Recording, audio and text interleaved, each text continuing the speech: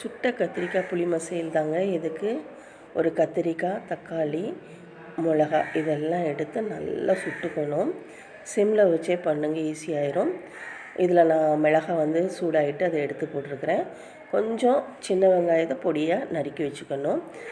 தக்காளி, கத்திரிக்காய் இந்த மாதிரி நல்லா சுடணும். மேலே உள்ள தொளி வெடித்து வரும். இந்த மாதிரி வெடித்து வரும்.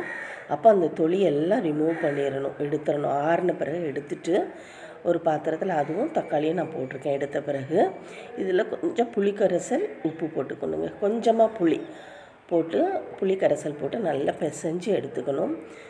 இதுதான் கத்திரிக்காய், சுட்ட கத்திரிக்காய் புளி மசியல். இது எல்லா சாதத்துக்குமே சைடிஷ்க்கு நல்லாயிருக்கும். தயிர் சாதத்துக்கு செமையாக இருக்கும். உங்களுக்கு இந்த வீடியோ பிடிச்சிருந்தனா லைக் பண்ணுங்கள், ஷேர் பண்ணுங்கள், மறக்காமல் நம்மளோட சேனலை சப்ஸ்கிரைப் பண்ணுங்கள். தேங்க்யூ.